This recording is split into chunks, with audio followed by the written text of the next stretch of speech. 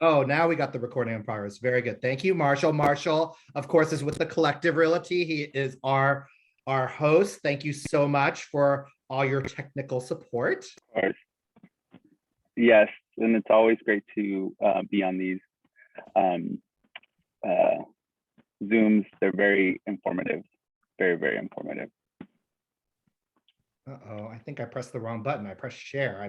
Did not mean to press share. Sorry about that. Let's go to slideshow. Can everybody see this?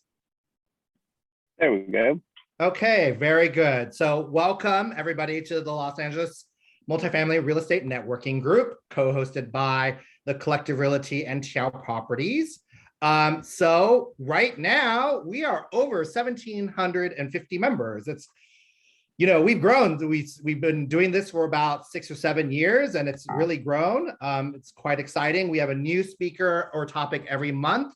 Next month, you know, obviously this month we're going to be talking about, you know, keeping your wealth and taxes and stuff like that. Next month, we're going to be talking about SB 9 and 10, which is something all real estate professionals and those who are interested in real estate should know about. It's a huge change in the law. It'll allow people to basically convert their single family zoned homes into duplexes all the way up to fourplexes. It's a big, big deal. So we would highly suggest you join us in March. In April, we're going to be talking about myths about 1031 exchanges with James Bean. Lots to learn. It's one of the major reasons to invest in multifamily and investment income real estate is because of the 1031 tax exchange. Like I said, we're always looking for new topics and speakers. So if there's a topic that particularly interests you, let us know and we'll see if we can find a speaker for it. You know, we'll probably do a few on SB 9 and 10, you know, because it's such a big topic and it's a continually changing topic. You know, I think we're going to have someone come talk about ADUs. We're going to have someone come talk about co-living. There's a lot going on in the space. So a little bit about us. As I mentioned, am Will T. I'm the Director of Commercial Real Estate here at the Collective Realty based in West Hollywood. I also own Its Properties, which is a property management company. We currently manage over 200 units throughout the greater Los Angeles area. I myself am an owner and investor. We have invested in multifamily, in mixed use being commercial on the bottom, residential on top, an office, and we're getting into ground up development. So we kind of hit all the different areas of investment real estate. So I always like to give a quick update on the state of the Southern California multifamily market. So one thing we've noticed is that, you know, cap rates and gross rent multipliers are holding steady. Now, if you don't know what a cap rate or a gross rent multiplier is, you can look back at our January session, which we have on our YouTube page, where I go through and talk about cap rates and GRMs and how they are a value, way to value multifamily real estate. But basically we're seeing rates hold steady. We are still seeing very good appreciation on these properties as we are with all real estate, right? Real estate just generally through the pandemic has just gone through the roof, particularly residential, but also, you know, we're seeing it on the commercial side as well. There's still a lack of inventory, and I talk specifically about C, and I could even talk about B class. And when we talk about what that means is like, you know, we think about A class as luxury housing. You know, those are luxury condos, maybe one bedroom's going for $3,000 and up, you know, stuff like that. A lot of the A class, the luxury housing has been overbuilt for a while. We have too much of it in downtown, in the Mid-Wilshire corridor. But definitely there's still a lack of multifamily B and C class housing, which is why we still see rents appreciating, right? So when there's a high demand and low supply, you get price increases. And so obviously we all know that there's been price increases through inflation and whatnot, but rents particularly continue to increase. You know, it's definitely you're starting to see a lot more building, but it's going to take a while for things to catch up. one of the things we get asked about a lot is the COVID eviction moratorium still standing? And the answer is generally, yes. It's not standing on the statewide level, but it is for LA County, and it is for the city of LA. But there is something that I think needs to be understood about this. Like, a lot of people don't realize, people think, well, that means I can just not pay my rent and they can't evict me. That's not true. It only applies to people for whom have been COVID related. So it has to be COVID related. It's not just any eviction moratorium. Like, it's not just like if you've violated your lease in another way or whatnot, you can still get evicted. So that's something that we get a lot of questions about on the property management side. People ask me a lot as well about whether or not they can raise rents now.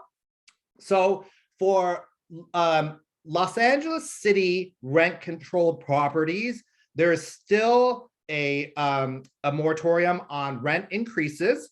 So that's if your building has a certificate of occupancy before August 1st, 1978. If your building is built after that, then the rent increase moratorium does not apply to you. So, or your property.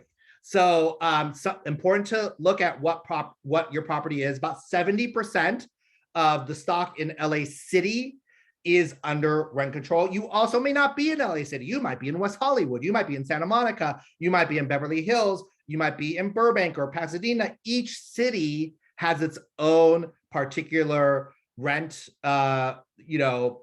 stabilization, if they have it at all. And here in Burbank, we don't have one. So it just depends on where you live, and you should always check your local rules and regulations. We're happy to help, suss that out if you need some help with that. Let's talk about like what we're seeing in the market. So I just sold this 6-unit in Silver Lake. It was 6 units, 4 1-bedrooms and 2 2-bedrooms. Long-term owners, they'd owned it for more than 50 years, very low rents. And, we did a market survey for them, and there was a certain price they had in mind. We told them that, it was going to be maybe a little unrealistic. So we ended up listing it at 1,395. So just a hair under 1.4 million. The units need a lot of work. It's definitely a value add property. We ended up getting over 10 offers. We ended up taking an all cash, fully non-contingent offer at a little over 1.6. So we closed at 210,000 over asking, which says to us that if you're looking for a value add property, there's still a lot of investors who are looking for these types of properties. On the other side, we have a turnkey property here. Turnkey means a property that's ready to go, fully renovated, et cetera, et cetera. This is it was originally a 5-unit, all 2-bedroom, 1 bath. And then the owner added an ADU. They changed the garage into an ADU and made that a 1-bedroom, 1 bath, smack dab in the middle of Silver Lake as well, on Lafayette Park Place. Listed at 2.85 million. We are in escrow for just a hair under that. Cap rate is above a 5. So for those of you who know cap rates, that's a very good cap rate. And a lot of people, we had multiple offers. And so we're in escrow on that one. This one, 201 South Parkview, is in area called Historic Filipino Town. It's actually just 3 blocks from the Lafayette Park Place property. But it's just south of Silver Lake, on the other side of the 101 and Beverly. And this is a 5-unit, 3 3-bedrooms and 2 2-bedrooms. There's one of the 3 bedrooms is a single family house, a 3-bedroom, 2-bath guest house. It has 5 garage spaces that the owner is renting, and 5 outside parking spaces. So 10 parking spaces total. And the cap for this one is a 5.13 cap, which, for those of us who know cap rates, knows that that's a very good cap rate for the city of Los Angeles in multifamily. It also is turnkey. It's been fully renovated, and we've listed it at 2.55 million. If any of you have any interest in this one or have any clients who are interested, please let me know. So when you're thinking about your next steps when it comes to multifamily, think about, whether or not you want to sell your property. Some people are, don't want to are tired of managing their properties or having someone else manage their properties. So, we do free evaluations. If you are looking at buying a property, you want to think about putting together a good team. We want to think about who you want to be your broker, your property manager, and your CPA, which is something that Tony Watson here is going to be talking about shortly. And you just want to think about, after you've acquired your asset, how you're going to manage it. So those are all things that you definitely want to think about when you're looking at a multifamily asset to potentially buy. We are going to be doing, my team, the TL Properties management team, we're going to be doing a best practices in property management hosted by the Robert Hall and Associates, their meetup. And that's going to be on March 2nd at 11 a.m. So if you have any questions with regards to rent control or any of these eviction moratoriums, or what counts as a repair, et cetera, like, our team will be there basically to dispense free advice on what to do on the property management side. So that'll be, again, March 2nd at 11 a.m. And that's it. We're here to help, whether you're interested in buying, selling, or investing. This is our website. That is my personal contact information. If any of you would like to discuss any of your investment needs, we're here for you. And now we do a section that we call Needs, Deals, and Wants, where we talk about anything that people are looking for right now, or if they have something to sell. We have had deals done in this room. So we highly encourage you to, talk about your deals. I'll stop my share now. And like I said, I obviously have a turnkey 5-plex in historic Filipino town. I may have another Silver Lake triplex coming on the market. This will be a value add play, and it's really great location, like near the Gelson's and Trader Joe's in Silver Lake. So that one will be a value add play. So I will keep you guys informed of where that one goes. Does anyone else have any other needs, deals, and wants that they want to discuss?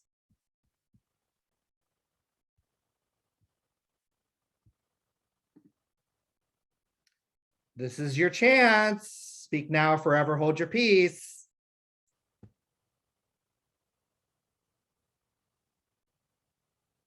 Okay, I'll give it like 5 more seconds. I'm trying to think about my clients right now. I always have clients looking for value add for sure. If anybody has any value add properties that they're looking for, sell, particularly in the Silver Lake Echo Park area, as well as East LA. Boyle Heights is an area that we trade a lot in. Let me think. I may also have something coming up in the Highland Park area, a potential triplex as well. So there is that. CC says, I'm planning to expand my property management department in OC. I would like to talk to you guys doing property management to pick brain if you like. Yes, happy to discuss offline. Feel free to reach out to me and happy to discuss, or if anybody else would like to discuss with CC, feel free to reach out to her as well. So if we don't have any, going once, going twice, I want to hand the floor over to our friend Tony Watson. So I will do that. Let me exit the full screen here. Let me tell you a little bit about Tony. Tony Watson is a tax consultant and keynote speaker with Robert Hall and Associates. He personally manages clients with over $350 million worth in real estate holdings. He has spoken for hundreds of trade organizations throughout the state of California. He holds a federal license as an enrolled agent tax practitioner. He can advise, represent, and prepare tax returns for individuals, partnerships, corporations, and other entities with tax reporting requirements. In addition to his full-time position, he is an active real estate investor, entrepreneur, and enjoys short and long-term trading. He has over a decade and a half experience with his team at Robert Hall and Associates I myself have my own tax meeting tomorrow with my CPA over at Robert Hall. And, we love these guys. They come every year around this time to talk about what's going on with real estate and taxes. And I will hand it over to you, Tony. Beautiful. Thank you, Will. Thanks, everybody, for attending. Glad to be back. I always like coming over physically to your office because you're in a beautiful, beautiful building. I don't know if all of you have been to Will's office location, but I always enjoy visiting you, and it's always a fun, like-minded crowd. So thanks for having me back. Because of the pandemic, we've been meeting digitally in person for, it seems like a lifetime, but I think we're going on the end of a tale of a 2-year period, and we're all driving through this really dark tunnel together, and we're coming out. I think there's very much light at the end of the tunnel with the mask mandates being lifted a little bit, maybe not so much in LA County, but across California. So hopefully everybody out there is staying safe, staying healthy, and out of harm's way. We've seen a lot of changes over the past 2 years, everything from the introduction of the CARES Act to the Build Back Better Act, and obviously the new tax code that's on the horizon. There are a couple key parts of the Internal Revenue Code that could be changing in the next couple months. Parts of the code that have been around for over 100 years. That's how crazy some of the changes are on the horizon with the current Internal Revenue Code. But I can't complain too much. It keeps me gainfully employed, right? And also finding out every single loophole, what you all call loopholes, we call just tax code. It's very much a creative way to interpret the tax code when we implement strategies on our clients' returns to help them reduce liability. I forget who said that, where they're looking to figure out ways to shelter income and reduce liability. That's a very common position that taxpayers take. I always ask my clients to think a little bit differently, though. Don't always think of it as tax savings or tax reduction. If you can train yourself to think of tax planning with the eventual result of wealth retention, then I think you'd be a lot more excited about coming to meet with your tax advisors. What you consider to be tax reduction, to me, it's helping you keep more of your money. And that is absolutely wealth retention. If I can help you save 10, 15, 20 plus $1,000 in tax, hopefully hundreds of thousands through real estate transactions, you've been able to retain more of your wealth that you've built for yourself over either the past year or over the past 3-4 decades. And that's the overall goal that every tax preparer should have here in the US, is not to work for the federal government, but to take all of the knowledge that we have and apply that knowledge on your tax return to help you keep more of your money. So today we're going to talk about how to protect your wealth and keep more of what's yours, because that's the name of the game, folks. It's not a matter of how much you make. It's not about how much you spend. It's about how much you get to keep at the end of the day. And that's the real focus through proper tax planning and proper tax strategizing. Will, you can see my screen, right? Yes, I can. Yeah. Perfect. Okay. I just want to make sure everybody can see it. All right. So thank you for the introduction. Like Will mentioned, my clientele list alone, I think I'm encroaching on the $400+ million range now. I have rehabber clients. I have syndication clients with 50, 60 K1 investors. I've got the single family residence investors, people who have rental properties all over Southern California. Also, I have clients in other parts of the US. One really unique thing about an enrolled agent is that we normally, I specifically am educated and licensed to prepare taxes on the federal level, which means I can do taxes in all 50 states. Same with all of the other senior consultants here at the firm. With other accounting firms, they might specifically work with just California tax filings, but one thing that's very unique about our firm is that we do taxes in all 50 states. We actually do have clients in all 50 states, and we've seen a mass exodus out of the California market over the last 2 years. Not so much people moving. We had a lot of clients move to places like Florida and Texas and Nevada and Delaware and Montana. But we've also seen people become more interested in investing outside of the state of California. So if you have properties here in California, properties outside of California, we can advise on the income tax level across all 50 states.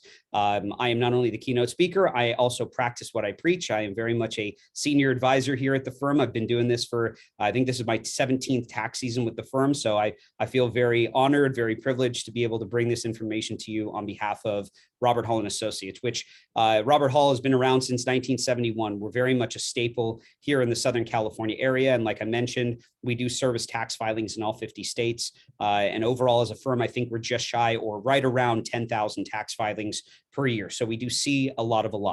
But we are tax specific.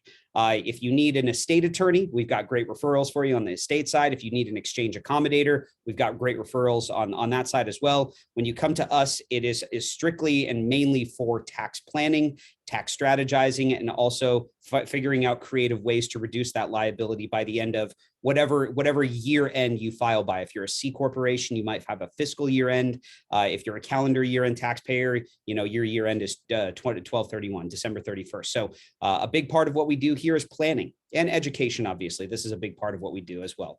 But jumping kind of right into it, or actually before we jump right into it, I just wanted to mention we do offer more than the tax preparation services. We do payroll, we do auditing, bookkeeping, but once again, we're kind of an a la carte firm. You don't come and pay for all of these services if you don't need them, right? So if you need a bookkeeper, we've got a great referral. And payroll specialist, we've got great referrals.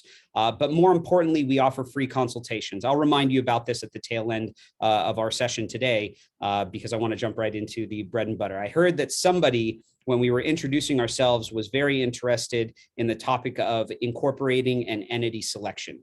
And so I'm going to squash a lot of misconceptions that you may have about some of these entities that you see here on the screen. First and foremost, the most popular entity out there is the LLC. And the LLC does exactly what its name entails. It limits liability. And so you're not going to incorporate yourself as an LLC for any income tax benefit. You are only going to be looking to seek better asset protection or greater asset protection by incorporating as an LLC.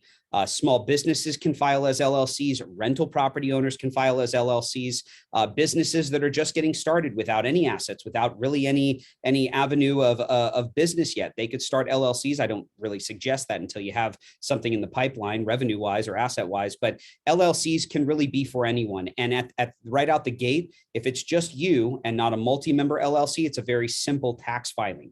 But you also have to realize that when you incorporate yourself as either an LLC, a C Corp, or an S Corporation, that there are some financial obligations that you'll have to, kind of cover each year with the state of California, with your tax advisor, with filing fees, and also the Secretary of State.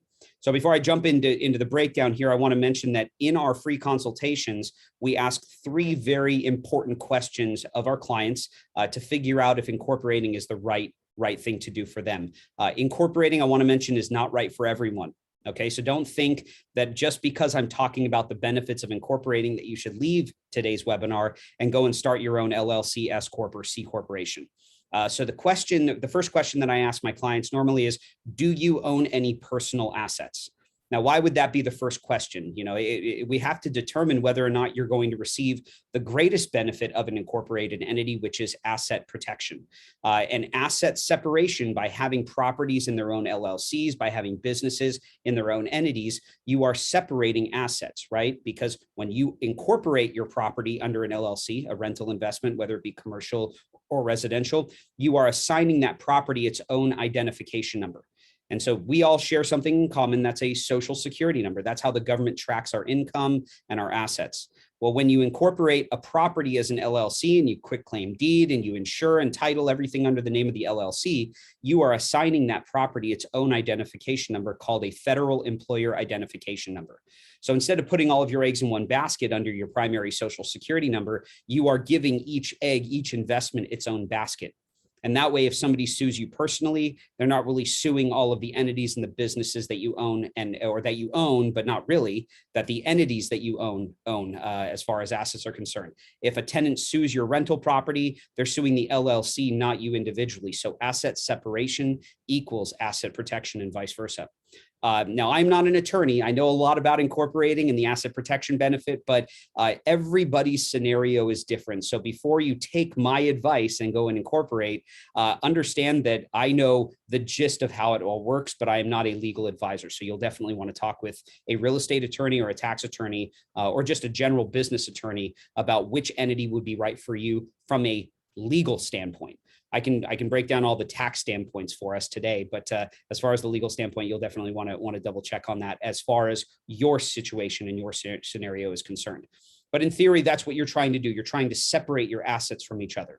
And so there are some very unique ways here in the state of California where you could actually pierce a corporate veil. It's not very common, but it can be done, because some of you might be thinking, well, isn't there a way for somebody to sue me, come after the business assets, and still potentially come after me personally? Sure, I think that legally anything is really possible, but it takes time, it takes money, it takes great legal representation, and also the knowledge of the legal representation on that side to be able to pierce that corporate veil based solely on filing something called a charging order in the state of California.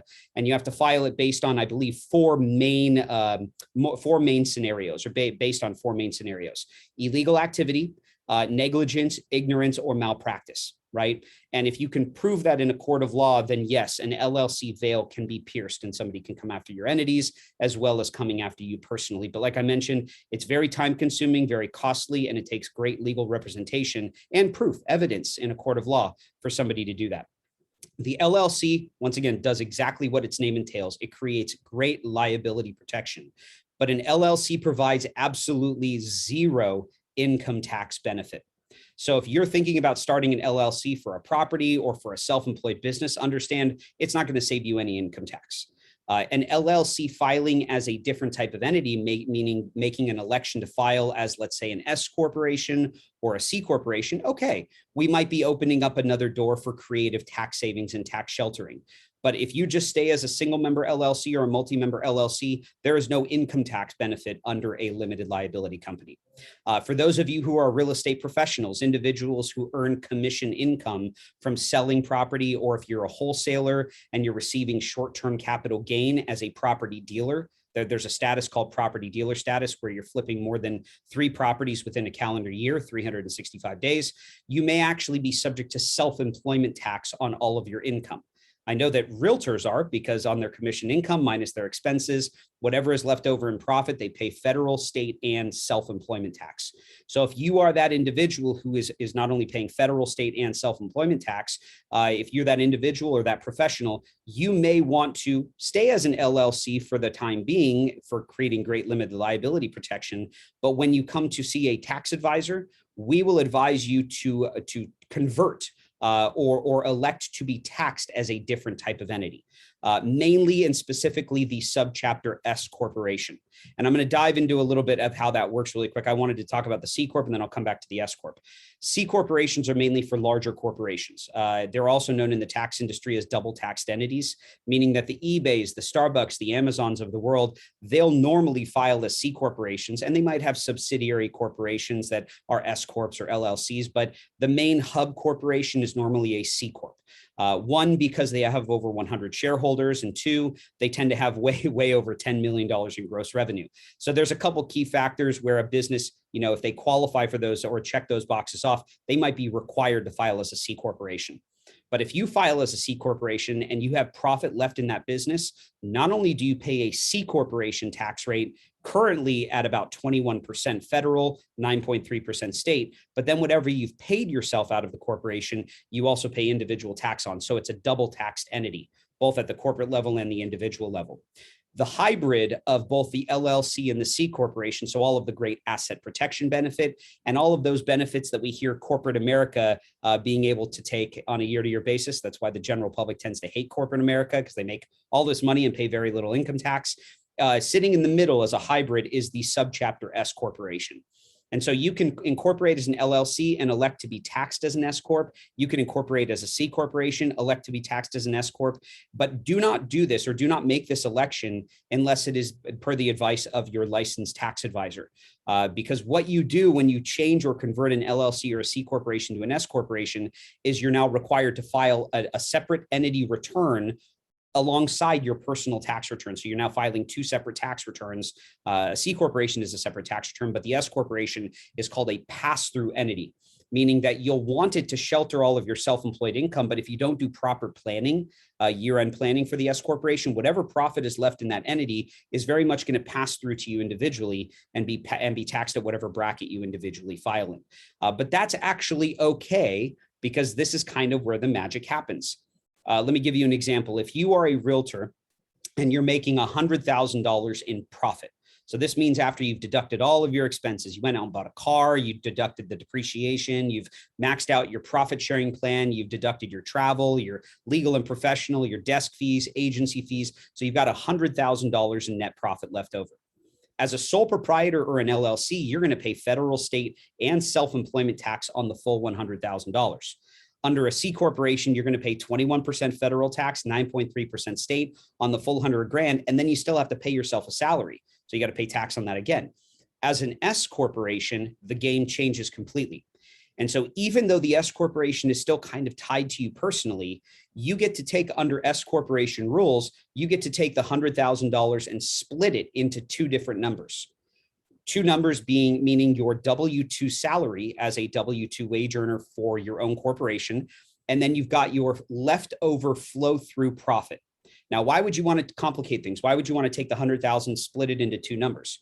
Well, remember that as a sole proprietor or single member LLC, you're paying federal, state, and self-employment tax on the full $100,000. As an S corporation, if you split the 100 grand into a W-2 and into a flow through profit amount, the only dollar amount that is subject to federal, state, and self-employment tax is your W-2. So imagine this, let's say we pay you a reasonable salary of 40% of your company's profit. You've got a $40,000 W-2, and then your corporation can actually write you off. You can deduct the payroll of 40 grand. So 100,000 minus 40,000 gives you leftover profit of $60,000. This means that under an S corporation, you avoid 15.3% of Social Security Medicare tax on 60 grand. That is about $10,000 in tax savings simply by filing as an S corporation over an LLC. So that's why with rental properties specifically, not from an asset protection standpoint, but mainly from a tax standpoint, rental income doesn't pay self-employment tax. It only ever pays federal and state income tax. So you wouldn't want to put rental properties in corporations. You would want to put them under LLCs for greater asset protection. So kind of to sum up this slide, rental investments, LLCs, small businesses, self-employed businesses could be LLCs, but you're not going to save any tax that way. So small businesses like real estate commission businesses, wholesaling, rehabbing, property management might be in an LLC, but electing to be taxed as an S corporation.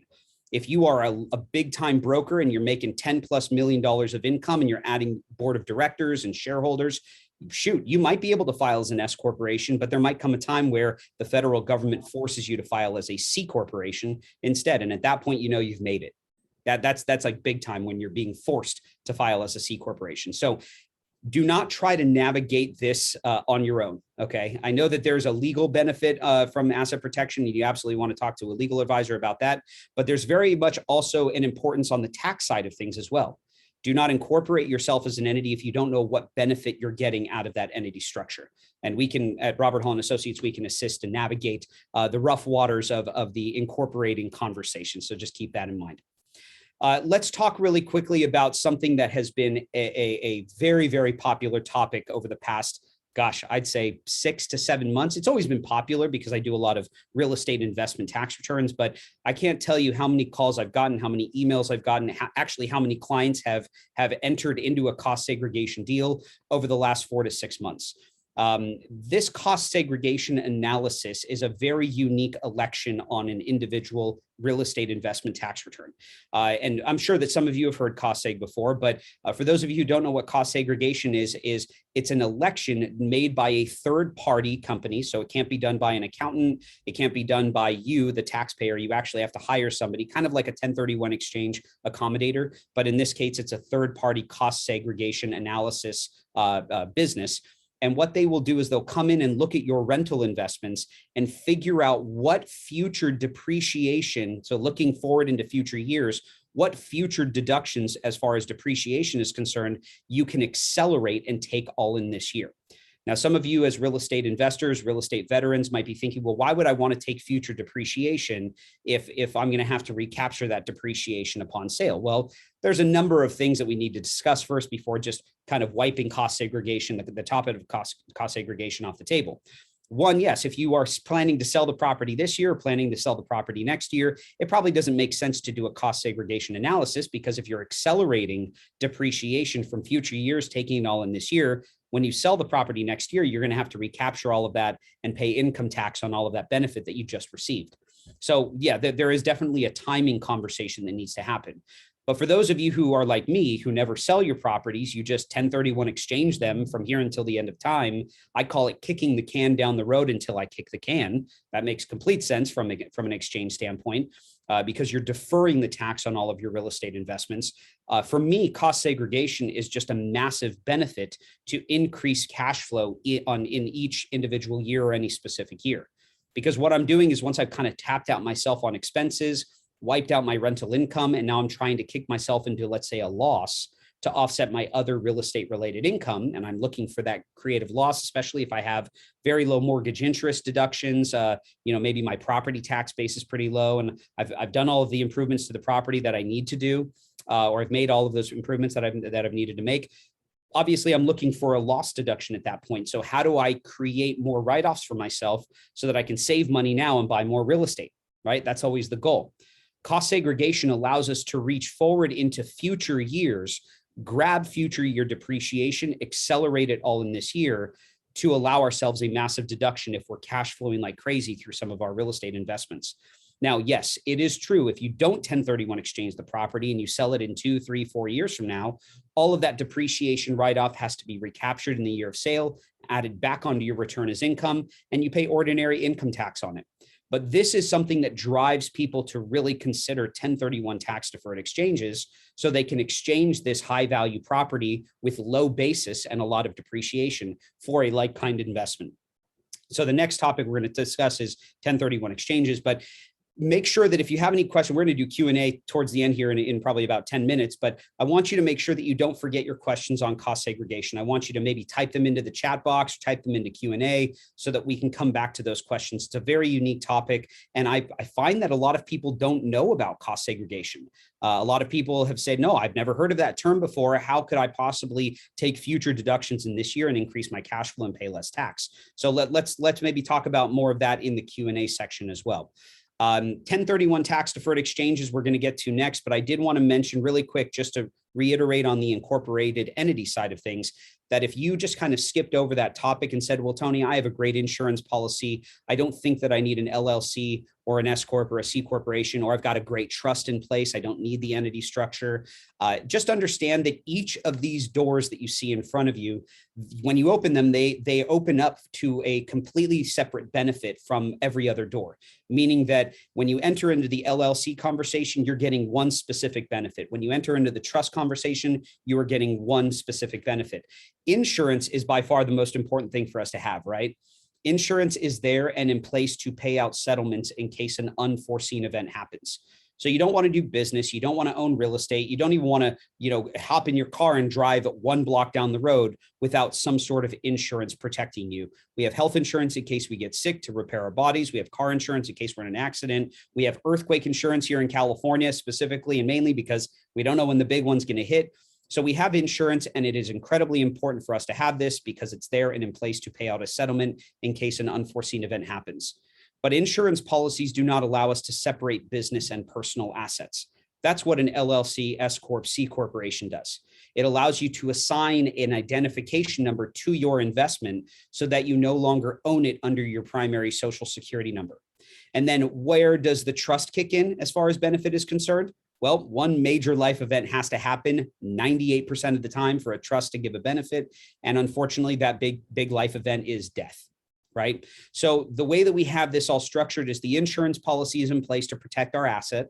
Our asset is owned by an LLC. And then we don't own the LLC in this scenario. Our living trust owns our LLC. Right? So that if heaven forbid anybody sues us, insurance kicks in and hopefully protects us, right? If insurance, because of the very, the size 8 font or size 6 font in the contract, it says because X, Y, and Z, we're not going to pay out said settlement, then the LLC allows you to separate the business liability from your personal liability. Okay. And then heaven forbid anything happens to you individually and you pass on to something bigger and better and leave this earth, all of a sudden your trust protects your assets and everything held under this under the LLC and all your personal assets. They all kind of catapult up to the trust level and allow your assets to be protected from probate in whatever state they're held in. And that way there's a smooth transition of your assets to your loved ones, and they have their, their allocated mourning period, mourning the death of a loved one. And California can't get their sticky fingers on these assets you've worked your whole life to obtain, and they don't hold them in probate court, in probate jail, I call it. So understand that this is a very important and unique structure to have. Does everybody need this? Absolutely not. Not everybody needs a trust. Not everybody needs an incorporated entity. We all need insurance, obviously, but not everybody needs this structure. But if you have next of kin, children, or loved ones that you want to protect your assets for, or if you work in a high risk industry, let's say you're starting a skydiving instructing business. I just logged in the other day. I saw somebody died, a skydiving instructor died with somebody who was attached to their chest. I use this example all the time in my webinars. That individual, it doesn't matter if they have assets or not, they might want to incorporate from the get-go because they work in a very high risk and high liability industry. For realtors, we have E&O insurance, we have malpractice insurance, liability insurance. So we have all of the insurance policies in place. But as realtors, as we build our business and make more revenue, we're also going to acquire more assets. So we want to separate business and personal liabilities as much as possible. To dive into more detail about the legal benefit, once again, you got to talk with your attorney. Even though I know a lot of the answers, that's not my lane. I try to really stick to my lane of expertise. So we could talk about all of this more in the Q&A session as well. Now, 1031 exchanges, a big area, a big topic of conversation these days because the Biden administration is trying to or attempting to change this part of the Internal Revenue Code that has been around for over 100 years. Just some statistics for you really quick. The 1031 exchange industry provides over $630,000 plus jobs for the U.S. economy and globally across the world. Over 630,000 jobs. It creates over $40 billion minimum in collected revenue for the federal government, U.S. federal government, on a year-to-year basis. It makes up, 1031 exchanges make up for 16% of all U.S. real estate transactions. So you can tell that the exchange industry is a mecca. It's a billion-dollar industry, and it is very much one of the most beneficial parts built-in parts to the Internal Revenue Code, because it allows us to build significant wealth in real estate and then capitalize on that appreciated value and exchange that valuable Burbank or West Hollywood or Newport Beach property for 10, 15, 20 properties elsewhere in the US, or maybe even one property for one property. Or I have clients sometimes where if they need to access cash out of the property, they do a down leg exchange where they receive boot out of the deal, where they take a $2 million property, they exchange it into a $1.5 million property, accessing a little bit of the gain out right now, paying the tax on it, but deferring the tax on the rest of the gain into other real estate related activities and investments. So there are some very creative ways to utilize the exchange to your benefit. And I've heard online and also in my webinars that this discussion under Biden's Green Book has been tabled. Well, I have to let you know that after 17 years of working in the tax industry, if it doesn't exist in writing, actually on the IRS website, to me, it doesn't exist at all. Okay. So it doesn't matter who you spoke to, unless you spoke to the head of the Internal Revenue Service and he or she said, hey, listen, we're not going to do this. Trust me. I've kind of squashed this. Okay. I might trust that person, but until it actually exists in Internal Revenue Code, anything is possible. Look at the last 2 years. We never thought in our wildest dreams that when the economy was just absolutely skyrocketing, that we'd be entering into a pandemic and the market would be playing its ebbs and flows, and that we'd be in war at the end of this very long two-year dark tunnel that we've all been driving through. I mean, there's a lot going on in the world, so your head has to be on a swivel. Mine is, at least as a real estate investor, as a tax professional. We just don't know what the Biden tax code is going to introduce. We do know that the standard deduction will increase. We do know that capital gain rates will increase. We do know a lot of intricate parts that normally change on a year-to-year basis. We know that those are going to change. We don't have final scripture on it, but they change every year. As far as this part of the code, section 1031, that's been around for over 100 years, as far as this changing, we just don't know yet. But what the federal government is trying to do is limit the amount of gain that you can defer through a 1031 exchange. Per taxpayer, they're trying to cap your overall deferral of gain to $500,000. Meaning that if you're a married filing joint couple, you can only defer up to $1 million of gain. If you're a single individual, you can defer up to tax on $500,000 of gain. Right now, currently as it stands, because nothing's passed, you can defer unlimited gain in an exchange. And I really don't believe that even if this part of the code does pass, I do not believe it will be prorated back to January 1st of 2022.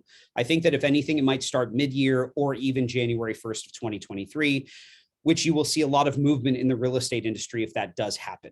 Even with interest rates hiking, I think the Fed just increased, what, 0.5 basis points on, it's Tuesday today, last Monday, I believe it was, or maybe even, I forget, the days are really long and kind of foggy right now as a tax advisor, but I think that the Fed just increased, and that was the second rate hike this year. And they're talking about increasing rates another, what, 3 or 4 times this year. If somebody has some pointers on that, we could talk about it in the Q&A. But overall, I think that if this part of the code does go into effect where they start to limit the overall gain, you're going to see a lot of people moving assets. Not out of the country, but taking their high valued assets here in California, let's say, and exchanging them for multi-unit investments or even single family homes across the US. So we'll have to wait and see kind of the taper off effect of that. But the 1031 exchange, in my opinion, is probably number 1 or number 2 in as far as the most beneficial parts of the IRC are concerned, because it does allow us to take that significant wealth that we've appreciated in wealth in real estate and exchange it for other like-kind investments. It could be a 2 property for 10 property exchange. It could be a 10 for 1 property exchange. It could be 1 for 1, 4 for 4. Doesn't matter how you mix and mingle it. You can do US property for US property, foreign property for foreign property, but not US for foreign property or foreign property for US property. So there are some limits to that, and you need to abide by those limits. You have 45 days to identify up to three properties in the exchange as soon as you enter into the exchange. And including the 45 days, you have 180 days, so just shy of half a year, to actually close on the exchange. There are very unique scenarios that may extend that time frame, the 180 days, but it has to be mainly life-changing events that could extend that 180-day period. If you live in a federally declared disaster zone, some of the fires here in California, they were declared federal disaster zones. And so some of those individuals, because of a property that burned down that they were exchanging into, they actually had an extension on their close date. So very unique scenarios, but just be aware that this is on the table still for discussion. Once again, I heard somebody in another webinar saying they read something online. I said, well, was it from irs.gov? They said, no. I said, it doesn't exist until it exists on the irs.gov website. So just keep all of that in mind. So another big part of 2022 that also kind of tails off from the conversation of the Section 1031 part of the code changing is the change to the capital gain rates. I do actually believe, even though this is not set in stone, I do believe this will pass because the federal government really wants to nail short-term traders with higher tax liabilities, but they are not going to differentiate between short-term traders in the stock market and real estate flippers or real estate gains. What they're probably going to pass, it hasn't passed yet, but what they are probably going to introduce is a higher long-term capital gain rate if your income breaches a certain threshold. For instance, if you are single and your overall income is above $500,000, every dollar that puts you above $500,000 in gross revenue, that is capital gain. So not W-2 income, but if capital gain on the sale of a home or on the sale of stock bumps your income as a single individual above 500 grand, every dollar in capital gain above $500,000 will now be potentially subject, so this hasn't passed yet, but would be subject to 39.6% federal long-term capital gain tax. For married filing joint couples, they get double that $500,000 limit. So every dollar above $1 million in household income in capital gain would be subject to 39.6% long-term capital gain. So you can imagine talking about the Section 1031 code, right? If you sell a property and you're limited to only $500,000 or $1 million in capital gain deferral, and all of a sudden the rest of your gain becomes taxable, and that bumps you above one of these 2 thresholds on the capital gain side, not only could you be paying a lot of income tax on gain that you're trying to defer, plus recapture depreciation tax, but every dollar above and beyond that threshold could be subject to what, let's round up, not 39.6%, that's 40% federal long-term capital gain tax on every dollar above 500 grand or $1 million. At the end of the day, you could be losing 52+% of your overall investment value in paying back some sort of federal and state income tax, plus your 3.8% net investment tax, which goes to you or comes from you for paying for free healthcare here in the United States. Why am I telling you all of this stuff? It's because, one, this keeps me gainfully employed, so I can't hate on it too much, I'm joking. I think that a lot of these parts of the Internal Revenue Code changing will impact our market, the economy here in the US drastically, depending on what actually is finalized and passed as far as Internal Revenue Code is concerned, but we still have time to plan. And that's one thing that I really pride myself in, that I pride myself in with our firm as a whole. We are tax advisors, but probably even more of a busy time of the year for us outside of tax season. Tax season is always going to be busy, right? We're filing a ton of tax returns. We got a ton of emails, a lot of correspondence, things like that. But the fourth quarter of the calendar year, October, November, and December, are probably just as busy for us compared to tax season because we're doing year-end planning for clients. So if you are entering into a sale, if you're entertaining an exchange, if you are incorporating yourself as a self-employed individual, thinking about buying a company vehicle and accelerating depreciation, or paying yourself rent to rent back your in-home office deduction to your corporation, I mean, there are a million scenarios that you can discuss with your tax advisor, and we can fine tune and make sure you're getting the best and the most benefit from it. Because remember, we work for the taxpayer. We don't work for the IRS. If you have an accountant that takes that scare tactic position where they are saying we shouldn't write off the in-home office because it has a high risk for audit, we shouldn't do charity because it has a high risk of audit, we shouldn't do X, Y, and Z because it's going to get you audited, that is the wrong approach, folks. Okay. First off, when you are audited, we represent you in front of the IRS. We have to stand by our work. And sure, there's collecting of information and making copies of documents and figuring out what our position is in this overall chess game with the IRS. But at the end of the day, there should never be a time where you go and sit in front of the Internal Revenue Service. That's what you hand over power of attorney to us for, so that we go and legally represent you in front of the IRS.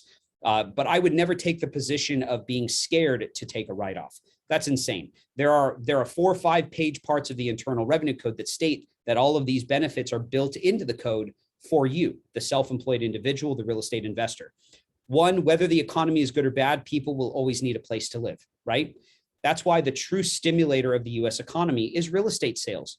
Think about how many jobs are created when you acquire a property, when you sell a property, when you exchange a property, when you refinance a property. You're creating 30, 40, 50, 60 plus jobs every time a real estate transaction occurs. And that's probably not even including the repair people that get ready to sell, repair people and contractors and handymen. And then as soon as you close on the deal, the contractors, the repairers, the handymen, the masonry workers, all of those jobs that you create for the US economy. That's why some of these old parts of the code, they need to stay in the code, and we do not need to change those, because this is what drives the US economy back to, be out of a potential recession, right? This is what pulls us out of economic times of uncertainty. So just keep that in mind, but make sure that you also understand that the benefit of the code is built for you, the real estate investor, the real estate professional. And you got to know all of the angles, all of the elections to be made, and just keep that in mind and work with somebody who understands all of that. So Will, I think we'll jump into Q&A. I did want to end on this, just showing you that we still offer free consultations. I mentioned that earlier. It's 30 minutes, normally in person. Right now, we're not meeting in person. We had 2 COVID outbreaks already just in 2022. So we're waiting for the LA health inspector to give us the okay to open back up. But we're meeting via Zoom, we're meeting via FaceTime, GoToWebinar, like all of the digital platforms, if not by phone. You send over 2 years of tax returns to us, let us review that, let us give you some notes on those. And if you love your tax advisor, great. That's a great relationship for you to have. We're not trying to poach you from them, but at least sign up for the free consultation and know about our upcoming webinars. I'm the keynote speaker for the firm. All of our education is free. And as soon as Biden's administration finalizes the Internal Revenue Code, the green book that they're passing, I will be back with a fully updated PowerPoint presentation and giving you all the updates as to what was actually passed into law and solidified. So I'm ready. I'm ready when you are, Will. Oh, you're muted. I'm sorry. Thank you so much, Tony. That was great presentation. Almost everything you talked about is something I definitely want to ask questions about, but we're opening it up. We already got a couple of questions here in the chat. First from Alex E. What is the difference between L3C and LLC? And do you ever get recommended to do an L3C? An L3C? To be real honest with you, I've never heard of an L3C before. Me neither. That's the first time. I don't know if that, because I've heard of like W corporations and an N corporations. These are terms that are not tax terms. Okay, so L3C might be something that's not a tax term. That's probably why I'm not familiar with it. The LLC, L3C, if that is something, once again, I don't know what it is, but if that is something, it might just be something that somebody has coined or termed pertaining to an LLC and maybe an election to do something under an LLC, to be real honest with you. I've never heard of that, so I can't really advise on that. But LLCs, I get the question a lot, just as a side note, should I have every property I own under its own individual LLC? And once again, because there's no tax benefit to an LLC, that question in particular would be best asked with an attorney, because they're advising you as to why you specifically, not your neighbor, not your coworker, not your friend, family member, not why they have LLCs for each one of their properties, but why you specifically should have LLCs for each of your properties. I can tell you how I have my investment set up. I have partnerships with my family, my father and my brother and my mother. So we have some commercial real estate investments in our family. Then my brother and I own some real estate investments on our own. And then I have my own individual investments. I have personally my properties in their own individual LLCs, mainly because of cash flow. I didn't always have them in LLCs because from the get-go, when debt was kind of heavy on the property and I didn't really have that much equity, I wasn't cash flowing on paper. And to tell you the truth, the bank owned most of the property at that point. But as soon as I started to have significant equity, paying down the debt, saw that I had a little bit higher risk and liability with who I was renting out to, mainly college students. I own college housing units in Austin, Texas. Because of that, I have kind of seen with my own clients why they would want to have LLCs put in place. So, 15, 16 years ago, when I started working with, actually 17 years ago, when I started working for Bob Hall, I started to see what my successful clients were doing with their real estate investments, and they all had LLCs. So before I dove into the actual scripture of it and talked with an attorney, I just went ahead and set up LLCs for my properties, and thank God I did, because it has protected me and separated assets from my personal liabilities over the past decade and a half. Now I know why I have them legally speaking, but I just can't advise you on that because I'm not an attorney. Whether or not you need it specifically is a different story. I can tell you right now that if you don't own a majority of your property, let's say you have 20%, down payment on it, 80% leveraged, and to be real honest with you, you don't really even own the property. The bank owns the property. And let's say you rent out to a single individual, maybe just get a really good insurance policy on that.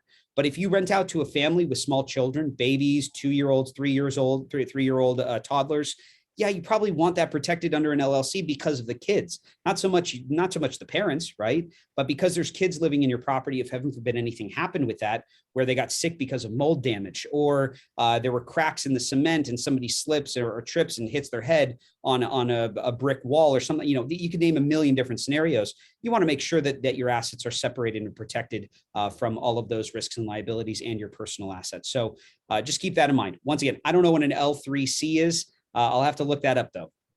Alex, did you want to clarify? It's your question. No, someone suggested me because rent is because it's a low profit.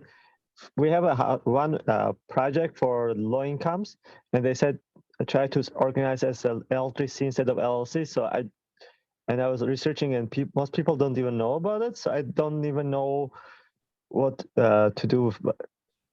I once again, I wish I had known more. If it's low income housing, is it Section 8? I don't know yet. Oh, he did include a link to what it is in the chat. So maybe you Tony, this is the first time I'm here as well. Maybe we should look it up and do a little bit of research on it and find out. Yeah, so I have it in front of me right now. I looked it up online. I believe that this is something that not that I would do, but an attorney would do. It seems like L3C is a new variation of the limited liability company. The L3C is a hybrid entity taking on the flexible characteristics of an LLC in combination with a low profit, socially beneficial objective.